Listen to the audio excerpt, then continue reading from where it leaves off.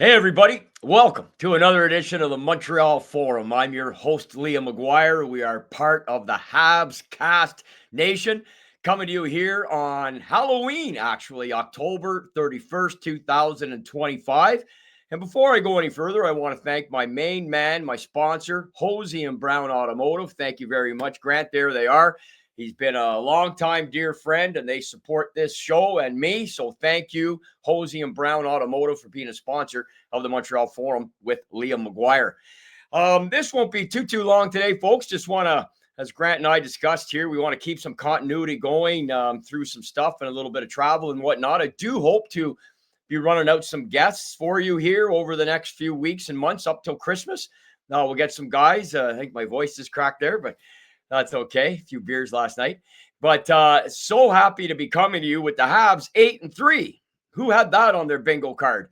So challenging, obviously tied for first right now in the Atlantic, challenging for first overall in the league. And there's so many positive things going on here on the eve of the biggest game of the season. Of course, we'll be able to say that multiple times over the course of the rest of this season. But right now, in its infancy, the game tomorrow night against the Ottawa Senators, big rival. And you never know what's going to happen there. But it is, I think erroneously, I said to some people, if anybody who's watching this that was conversing with me earlier this week, I confused it. I thought the game was actually in Ottawa. It's in Montreal. So that is a little bit of a help, certainly on last change. And that hometown crowd in Montreal, as good as it is, there'll be a lot of Ottawa Senator fans down there, but it'll be a huge help for Montreal. There's no question. You've been to the Bell Center, you know what I'm talking about. There's no building like it in the league, that's for sure. So little hometown cooking here. And the schedule, these next 10 games for Montreal will be very telling. I did say on earlier this week with Grant that the interesting thing about the naysayers and the haters who like to find any angle to crap on Montreal were using the comparison of the fact that the teams they were beating were not in the playoffs last year. And I just find it kind of ironic because a number of the teams they beat, if the playoffs started today, they'd be in the playoffs right now.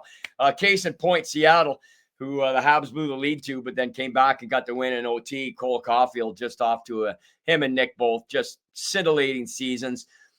Slav way ahead. Didn't score his fifth goal till like the middle of January last year. So this calendar year, but last season. And here he is already with 5. Really like what's going on at his game. The power play, since Demi's gone up on the first unit, has very quickly jumped into 7th overall. And just I don't really delve into the stats too much, but one of the ones that I always take note of is combining the power play percentage and the penalty killing percentage. I think most people are aware of this. You add them up. If you're over 100, you're probably doing okay. If your specialty teams are performing at that level, it's probably got you in at least a decent spot in the standings. You may not be first or second, but you're probably doing okay. And I think that's certainly the case with Montreal right now at 8-3. So we will see what happens here these next few games. They've got the Flyers in on Tuesday, I believe. Then I think they home to New Jersey. No, I think they're in New Jersey on Thursday. And then I think they've got Utah, who have been probably the surprise of the league right now. I don't think there's any doubt. With all due respect to our Habs, I think Utah right now would take the cake as the very early season, 1/8 of the way through here, basically, of that much of an early surprise. Anyway, the Mammoth. Man, oh man, hard still to get your head around that one. But imagine modern day expansion in 67. They said there was going to be a team called the Oakland Seals and the Pittsburgh Penguins. Nobody would have thought it.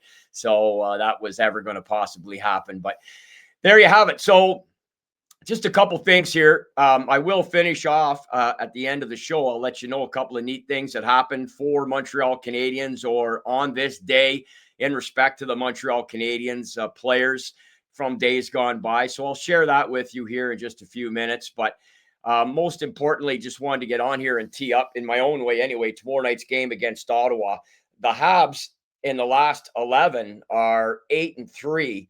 I should say 3-8. Ottawa's got the 8 wins. But ironically, Montreal's 3 wins came consecutively, and it was last season. They won the first 3 games against Ottawa, and they only lost that 4th one. You may recall 5-2 late in the season. Thankfully, didn't hurt Montreal in the standings too much. They were able to still secure that playoff spot, Ottawa being a little bit ahead of them. and not by much, I think, only 6 points, 7 points. So everything is so crucial. You think these games you can get away with a slide or whatever, man, it's tough. Parity is at an all-time high, and for every Calgary that's struggling, there's a team like Utah or Seattle. I know they're in the West, but I mean in the East, look at Detroit right now. For God's sake, are they poised really finally to make a big push here? Well, they certainly look like they are, and it'll be interesting to see, of course, as we go through to American Thanksgiving and then of course Christmas, and really get a real sense of where everybody is. But right now in the early going, how can you be anything but just overwhelmingly pleased with what the Habs are doing? I'm going to see tomorrow night how the power play looks. Ottawa's penalty killing has been abysmal. It's second worst in the league, just over 60%. That's horrible. And it's really got their equation because their power play is just ahead of the Habs. I think the Habs are seventh, and I think Ottawa's fifth or sixth, just a couple points, a point or two ahead. So, and really, it's really been since Demidov's gone up, right? It just adds that extra dimension. We just don't draw many penalties. We just don't. You don't see Montreal in the stat sheet at the end of the game going 1 for 4, 2 for 5, or whatever. We're just not getting the calls, and in some cases, just not. Whatever the case may be, penalties are, and officiating is always a topic of discussion, good and bad. Very rarely good, right? Let's be honest. Nobody ever says, man, those refs called a great game tonight. When's the last time you heard somebody say that? It'll be the first time. But still, at the end of the day, hoping for a good game tomorrow night. And I use it as a measuring stick. I really do, because outside of that little blip last year where we finally got a victory against them, Ottawa had beat us like forever. And then we end up getting 3 in a row. I know there's some circumstances, injuries and whatnot, but at the end of the day, you got to go out. What I'm going to watch for tomorrow night is Montreal's zone entries. I just really feel this team has risen from the ashes here in the last 4 years. I've discussed this ad nauseum, but as they've gotten better and this young group of talented players are starting to mesh and gel and come together, youngest team in the league, we all know that. I am watching for how they control the puck in the O-zone. Can they control an entry? If they're shooting it in, what's their retrieval? I know those stats are out there. Like I said, I don't peruse the sites hardcore, but I do look for a few little things. And that's something I really feel will be an early indicator for me in the first 4 or 5 minutes of the game. I find the Sens, it's probably just a perception thing, but I find they score early more often than not. I know they're in a bit of a rut right now with that happening against them, but they've righted their ship, notwithstanding that Chicago game. And again, this is something Grant and I have talked about, the Calgary Flames, Ottawa getting the win in the shootout there. I mean, the Flames had 3 leads.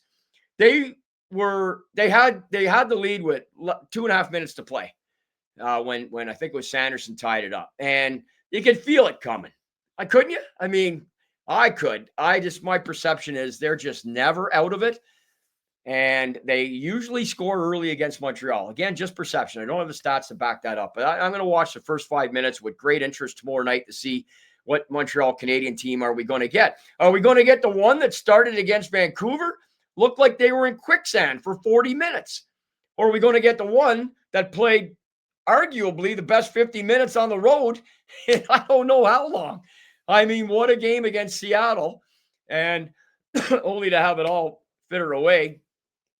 And then they saved by Goal Caulfield. I mean, oh my God. It really looks like he's a little quicker. He's just so much more confident when they get the puck down low. They're able to create almost, I know it's not every shift, but again, perception feels that way. And it's just unfreaking believable what that line is doing. And the second line, Newhook's been kind of just lost. Like we're not talking about the guy, and he's been so solid really through 11 games. Then you add in Slav, and Demidov has got to shoot the puck. Like Marty and the boys have got to get this guy that 2-on-1 on Seattle. You knew he was going to pass it. And he's got kind of that slingshot release. Think that it reminds me, by no means am I saying he's this guy, but it reminds me a little bit, if you're old enough to remember Lanny McDonald.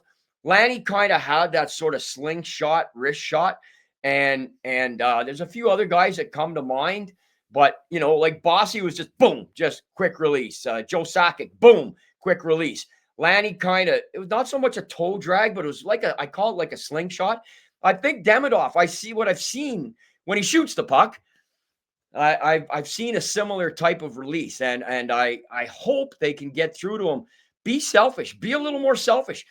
Fire the friggin' thing. Let's see what happens. Man, pucks go through goalies all the time, or you may hit a corner, you may not, but hit the net, throw some velocity on it, be a little more selfish, get some rubber on the net. In fact, it would help Montreal on a number of fronts because they're one of the lowest teams for shots on net. Like Ottawa is averaging 7-8 shots a game more than Montreal. You'll see that tomorrow night. The other thing is we haven't got a starter yet, but it's got to be Doby. Please, God. It's got to be. Look, I still think Monty's going to turn it around. He's going to come back around. We've seen this from him before. But I'd rather bank as many points as we can right now because there will inevitably be a collapse. There is for everybody. And when it does come, you want to make sure you've got some points in the bank. So hopefully it doesn't hurt that much. But it's just been so much freaking fun to watch. I cannot wait for tomorrow night.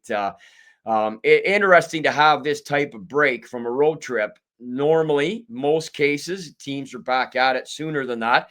And you have such a hard time because you're back with the family. Guys are back with their wives and girlfriends. Do the math. You don't have to be a gynecologist to figure it out. I mean, it's pretty obvious, and for all sorts of other reasons, just back on the home front, and you get that first game on home ice in a lot of cases is a stinker. Now here, with the extra days off in terms of not playing, they would have practiced. They probably had a mandated day off in there when they got back, if not team given, and then would have got back hard at practice. Well, we all saw some video that's been posted. Whatever that meant, Marty and Struble. I don't put a lot of stock and stuff like that. Cameras are there. They never were years ago. I put no stock in it. But speaking of which, while we wait for the return of Caden Gooley, who's missed 6 games now, the Montreal decor has held up pretty well. Jack Guy's had some tough shifts. He's had some good shifts. His ice time's obviously being very, very, very managed this year, shall we say, for lack of a different term. He's getting less by a few minutes. If you go back to last season, I think he was more around 14 minutes, 13, 14 minimum. He's had games this year under 10. I think he's hovering around 11-ish or so. So they're managing his time. Struble's come in, who actually got kind of, I guess you could say it, he got beat out by Jack Eye for that 6th spot to start the season, came in, Goulet got hurt, so now you can play them both.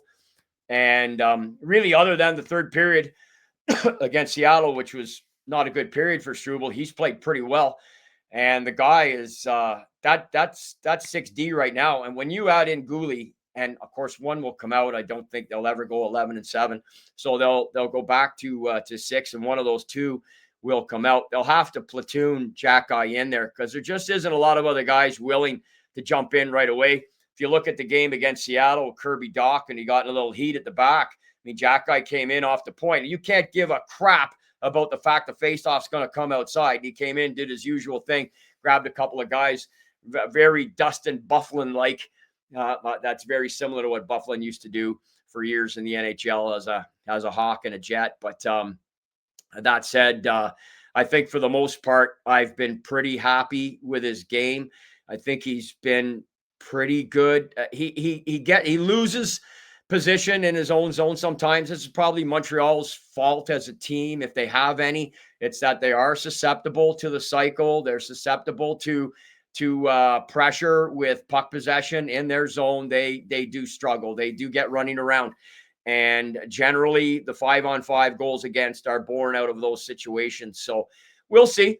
We'll see how it goes. They're work in progress. I think Marty's done an outstanding job. There's nothing, absolutely zero, anything that anybody should be saying negative about him. I don't believe there is. Winning solves everything.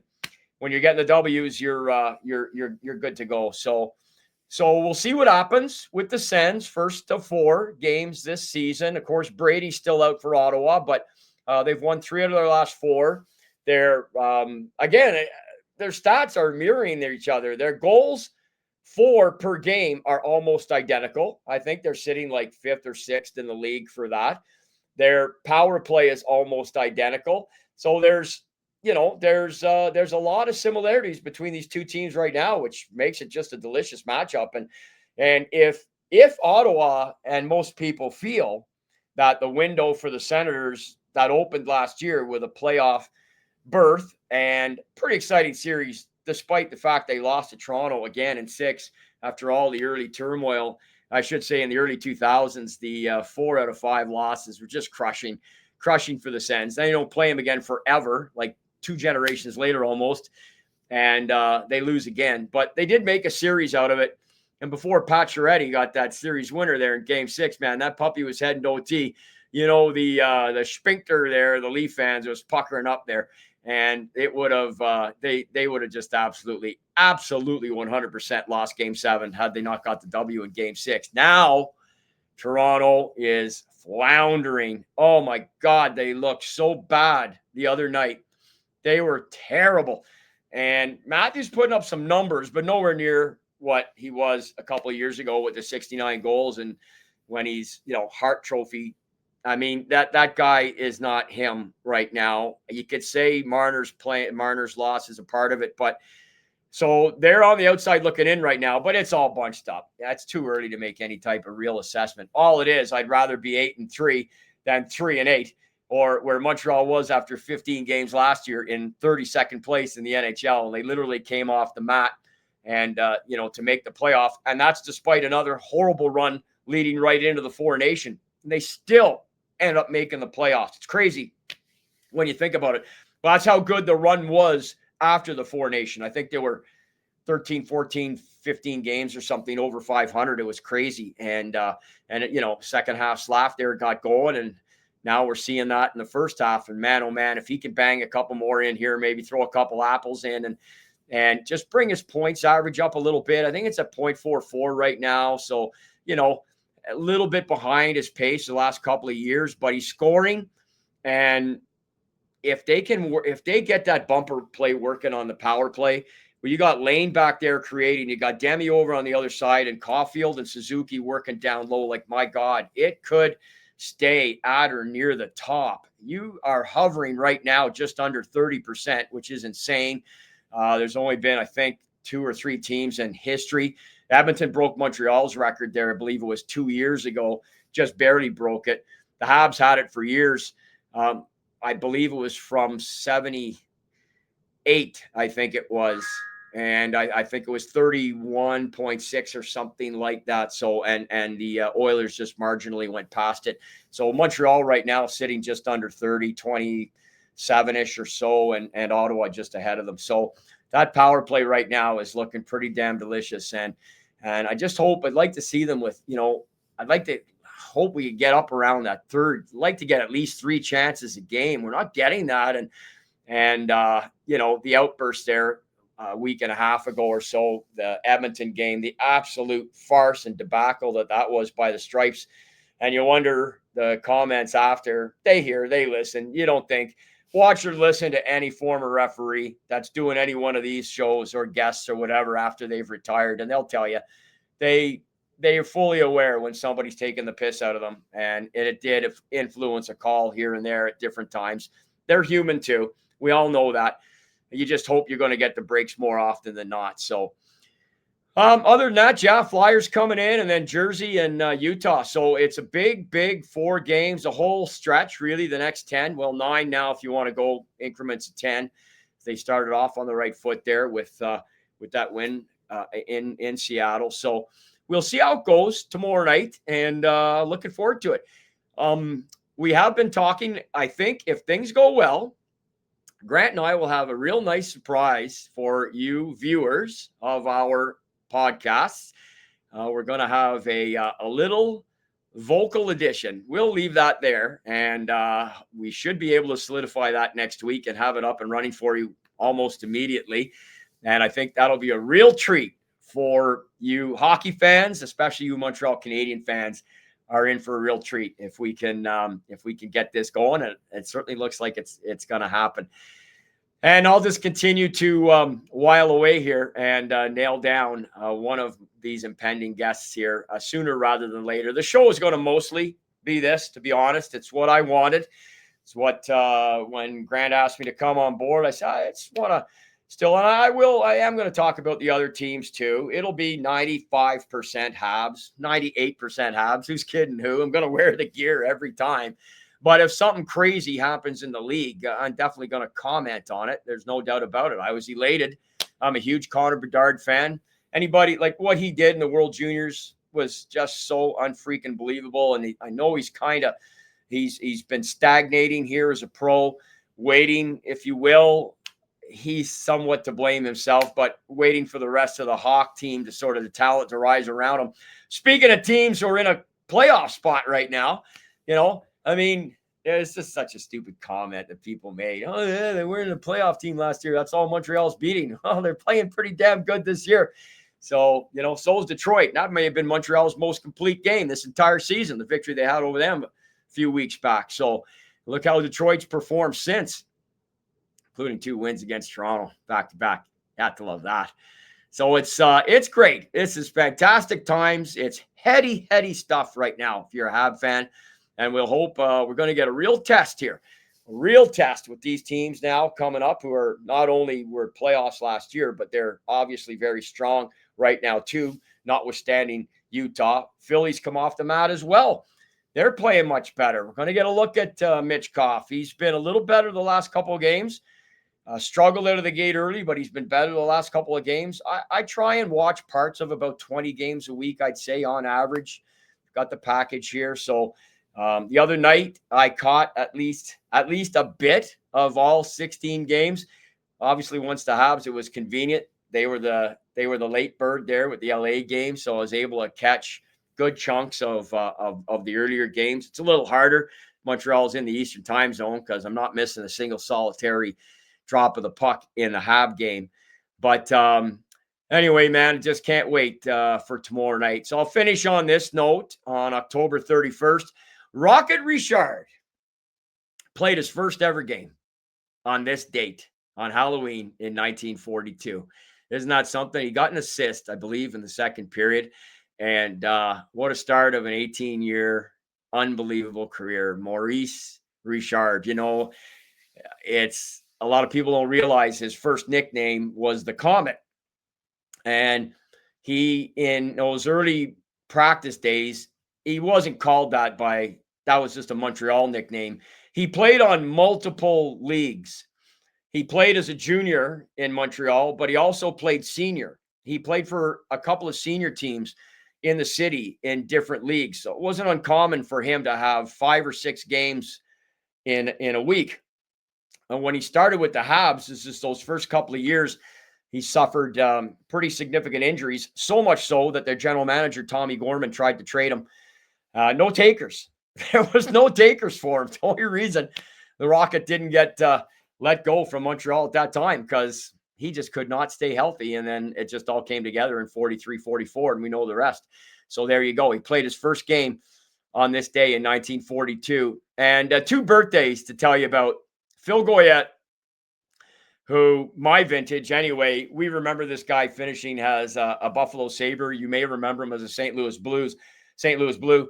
But his first 4 years in the NHL, he, much like Dwayne Sutter, who I was with just last week on the road in Newfoundland and Saskatchewan. Dwayne Sutter's first 4 years in the NHL, 4 Stanley Cups. Phil Goyette's first 4 years in the NHL with the Montreal Canadiens, 4 Stanley Cups. Now, I remember meeting him at Montreal Canadian Fantasy Camp in Mont-Tremblant in 1999. I counted the Stanley Cup rings in the room that night, and there were 153. 153 Stanley Cup rings. Now, Beliveau, Richard, and Cornway were all there, and there's 31 between the 3 of them. So Serge Savard, 8. Like, very quickly with 4 guys, you're at almost 40. But there was Larry Robinson was there. I mean, all the guys, Guy Lapointe, all the guys that have 5, 6, or 7 were there pretty much. And then there were guys like Chris Nyland who was there, and he got his in 1986, right? So Anyways, 153 rings. There's nothing else like it, like the Habs, that's for sure. But I met Goyette for the first time. I'll just tell you that, Sherry, very quickly. I was walking in with Larry Robinson, and we were at Dickie Moore's golf course in the town of Arundel, just outside Tremblant, where the golf tournament was. I was speaking that night. And I walked in with Larry, and Goyette was sitting with a defenseman. I don't know if you guys remember the name or not. It's from way back in the day. It was Dollard Saint Laurent was his name. And he stood up, and him and Larry came together, and they hugged each other. It was amazing to see. Saint Laurent said to Larry, "Hey, young 19." And Larry said, "Hey, old 19," because they both wore sweater number 19. And that's how they addressed each other. And they embraced, they never played against each other. They never played on the same team. Dollard's way older. And yet that mutual respect, I've talked to Larry about that multiple times. And because I was just blown away. I just love it. I just don't know, man. I'm sure other teams have some semblance of similarities, but I swear to God, it's different for the Habs. It really, really is, because the underlying current that ties those generations together is winning. Dolly won, Larry won, and multiple times. And it just the respect they showed for each other. Anyway, Goyette was there. I ended up sitting down with him at the end of the night because he was hanging with the guys who were there that won in the 50s. They were all still alive and in pretty good shape. It is 26 years ago. And I talked to Goyette about those first years with the Habs, man. And he just said, "You just have no idea." He says, "You know about the power play?" I said, "Yes, that was the year the rule changed." He says, "Yeah." Like he said, we'd be on the bench, and Montreal would get a power play, and they go, "Well, this game's over." That's hopefully we can get a couple points because they're gonna win. They're gonna score at least once, if not twice. And it was a hat trick by Beliveau that forced the rule change that year. He scored 3 goals in 44 seconds the season previous, and that league to Clarence Campbell. The other 5 owners said, "Hey, enough. The guy's got to come out of the box." And that's how it started. And that's the first comment Goyette had was, he asked me, "Are you familiar with what our power play was?" Yes, I certainly am. It was before I was born, but I've read enough and talked to enough of those guys to know it was how ridiculous it was. So pretty cool stuff. Anyway, I talked to him about those early days, and he ended up being traded out in a big deal there in, I think it was 63, 64, and ended up with the Blues and finished with the Sabres. Played just under 1,000 games, scored over 200 goals. Like, that's pretty damn solid when the majority of time was in the original 6 era. And lastly, Newsy Lalonde. Edward Newsy Lalonde was born on this day, Halloween, in 1887. He's born in Cornwall, Ontario, where he was a paperboy. That's how he got his nickname, Newsy. And he was one of the first true superstars in the NHL. His career predates the NHL, actually. He was a very successful player in the NHA, the forerunner of the NHL, the National Hockey Association. And, well, if you've done any reading on the history of the NHL from the players' standpoint and scoring standpoint, legendary standpoint, Newsy Lalonde is right front and center. On top of that, too, he was super tough, vicious, actually. He was more vicious than tough, even. Not to say he wasn't tough. He was. But he was vicious. There was 8 or 10 guys in the league, say in that 1910 to 1925 era, that were absolutely vicious. This was before Eddie Shore started. Eddie and Red Horner and those guys represented the next bunch. But Newsy Lalonde, Sprague Cleghorn, who played for the Habs as well, was actually fined and suspended by his own team. The Canadiens sat him down. So you're going to kill somebody out there, Sprague. You're going to kill somebody. I mean, he almost did 2 or 3 times. It was not uncommon in those days for the police to be waiting. This is like right out of Slapshot. And they would arrest the players after the game, and they'd have to agree through their coaches or general manager Leo Danderan or Joe Caterinch or George Kennedy or whomever, and they'd have to give their assurances to the police that they'll bring said player down to the station to be arraigned, He'd be jailed for a short period of time while the paperwork was filled out. The fine was paid. It was generally $50 or $75. That's a lot of money in 1917, 18, 19, 20, 22-ish, that sort of thing. All sorts of those guys went to jail for a few hours and then got bailed out 30, 40, $50 to get them out. And then, they feel shame and they go and do it again. Anyway, there's a little Montreal Canadian history for you here. I'm a half hour in, so I'm going to wrap up. I'm a blabberer. Pretty easy to kill 30. And hopefully next show you see me on here, it'll be with one of the fabulous guests. And keep in mind, next week, Grant and I are going to have a real special surprise for you. You're going to love it. I can't wait. It's going to be a beautiful thing. Thanks for watching. Thanks for listening. Thanks for tuning into Habs Cast. Again, this is the Montreal Forum. I'm your host, Liam Maguire, and I'll be back at you again very, very soon. Take care. Go Habs, go. Let's get that W tomorrow night. G'day.